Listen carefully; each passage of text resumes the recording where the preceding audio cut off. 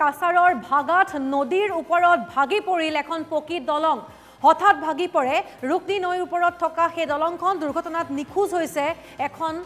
dumper চালক শিলভৰ্তি dumper পাৰ হোৱাৰ সময়তে দুৰ্ঘটনাটো সংঘটিত হৈছে নৈ দুয়োটা পাৰত বৰ্তমান মুহূৰ্তত আবদ্ধ হৈ পৰিছে শ যান বাহন এই দুৰ্ঘটনাটোৰ ফলত নিখোজ হৈ আছে ডাম্পাৰৰ এজন চালক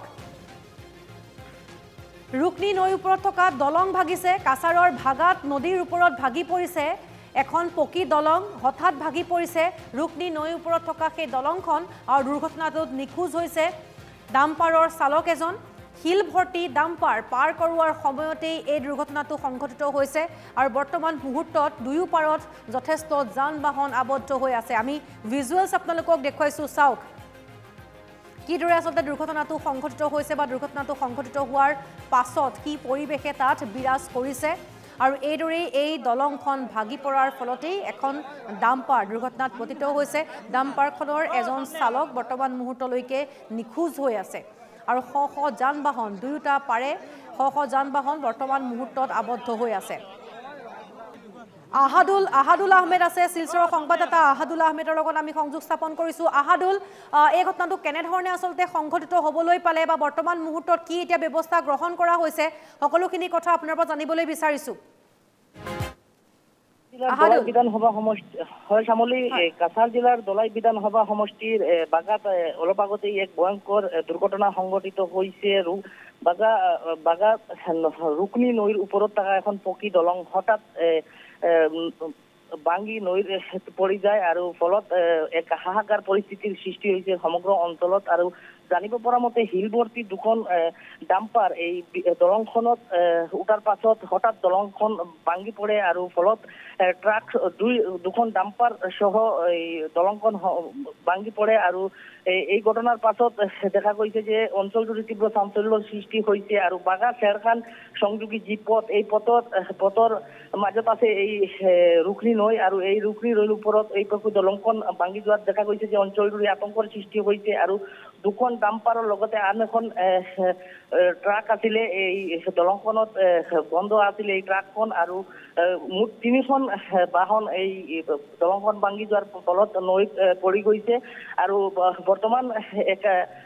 হাহাকাৰ পৰিস্থিতিৰ সৃষ্টি হৈছে সমগ্ৰ অঞ্চলত আৰু জানিব পৰা মতে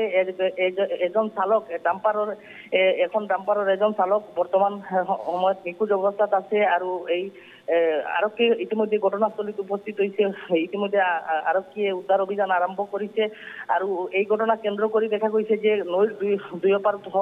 বাহন আবদ্ধ হৈ পৰিছে আৰু বিচ্ছিন্ন অঞ্চলৰ প্ৰায়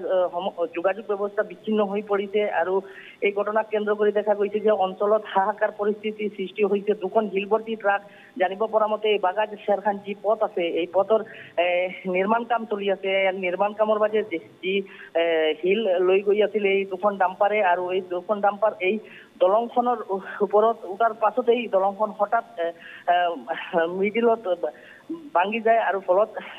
ডাম্পাৰ সহ সম্পূৰ্ণ দলং নৈৰ বুকুত বিলীন হৈ যায় আৰু ফলত দেখা গৈছে যে বৰ্তমান এগৰাকী চালক নিখোজ হৈ আছে আৰু বৰ্তমান অৱস্থাত যি বিচ্ছিন্ন অঞ্চল আছে বিচ্ছিন্ন অঞ্চলৰ যোগাযোগ ব্যৱস্থা বিচ্ছিন্ন হৈ আছে আৰু অঞ্চলটোত দেখা গৈছে যে এক আতংকময় পৰিৱেশৰ সৃষ্টি হৈছে কিয়নো অতি গুৰুত্বপূৰ্ণ এখন দলং যি বাগা চেৰখান পথত যি দলংখন আৰু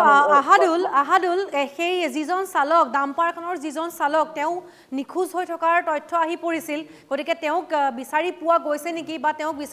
বিচাৰ কুচাৰ বৰ্তমান মুহূৰ্তত অভিযান আৰম্ভ হৈছে নেকি যি ঠিকাদাৰ সংস্থাই এই পথ নিৰ্মাণৰ কাম কৰি গৈছে তেওঁ বৰ্তমান জনাইছে যে তেওঁৰ সংস্থাৰ এই চালক আছিলে আৰু এই চালকজন বৰ্তমানলৈকে নিখোজ হৈ আছে তেওঁ নৈত নিখোজ হৈছে না আন ক'ত আছে তেওঁলোকে তাৰ ফলত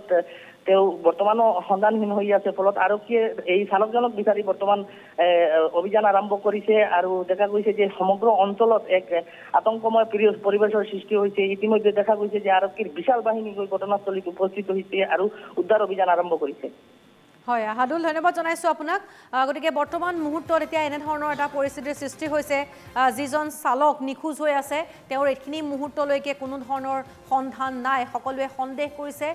হয়তো সেই দুৰ্ঘটনাটো হোৱাৰ সময়ত নৈত পৰিছে আৰু তাৰ পাছৰ পৰাই তেওঁ নিখোজ হৈ আছে এইখিনি মুহূৰ্তত হাহাকাৰ পৰিস্থিতি আৰু দুয়োপাৰে এই যিখন আমি আপোনালোকক দলং দেখুৱাইছো তাৰ দুয়োপাৰে যথেষ্ট সংখ্যক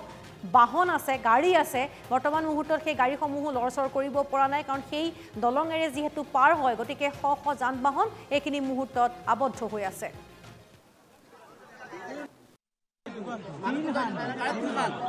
সামনে